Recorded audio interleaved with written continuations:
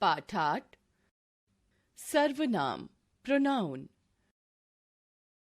सर्वनाम का शाब्दिक अर्थ होता है सर्व जमा नाम अर्थात सबका नाम।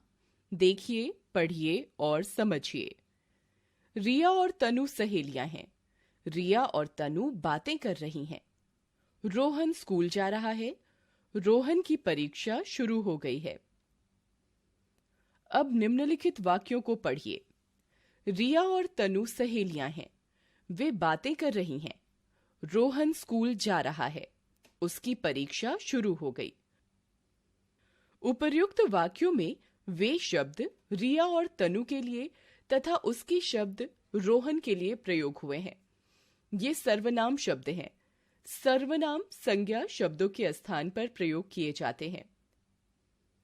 जो शब्द संज्ञा के स्थान पर प्रयोग किए जाते हैं उन्हें सर्वनाम कहते हैं।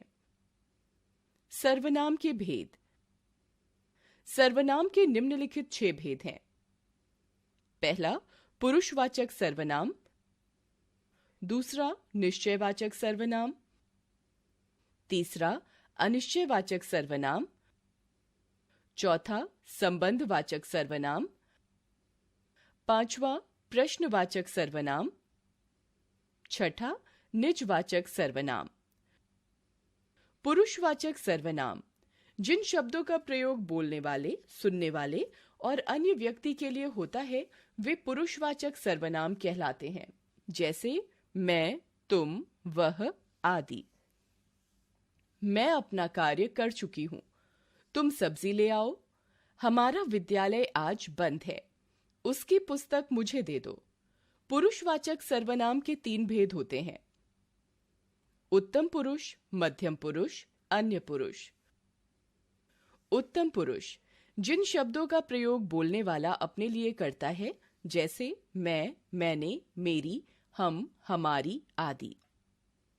मध्यम पुरुष जिनका प्रयोग सुनने वाले के लिए या श्रोता के लिए किया जाता है, जैसे तू, तुम, तुम्हारी, आप आदि। अन्य पुरुष जिनका प्रयोग अन्य व्यक्तियों के लिए किया जाता है, जैसे वह, वे, उसकी, उन्होंने आदि। निश्चयवाचक सर्वनाम जो सर्वनाम शब्द निश्चय पूर्वक किसी व्यक्ति या वस्तु के लिए प्रयोग में लाए जाते हैं उन्हें निश्चयवाचक सर्वनाम कहते हैं, जैसे यह माधव की पुस्तक है, वह मकान सुंदर है, ये फूल ले जाओ, वे लकड़ियां उधर रखो। अनिश्चयवाचक सर्वनाम जो सर्वनाम शब्द किसी निश्चित वस्तु या व्यक्ति के बारे में नहीं बताते, अर्थात जो अनिश्चितता का बोध कराते हैं, उन्हें अनिश्चयवाचक सर्वनाम कहते हैं, जैसे सबको भोजन के लिए बुलाओ, कोई एक पुस्तक ले आओ, भिखारी को कुछ दे दो, बाहर कोई आया है। संबंधवाचक सर्वनाम जो सर्वनाम शब्द वाक्य में 2 अलग-अलग बातों के बीच संबंध बताने का कार्य करते हैं, उन्हें संबंधवाचक सर्वनाम कहते हैं, जैसे जिसने गेंद गिराई वही लाएगा, जो आया है वह जाएगा भी, जैसा करोगे वैसा भरोगे, जिसकी लाठी उसकी भैंस।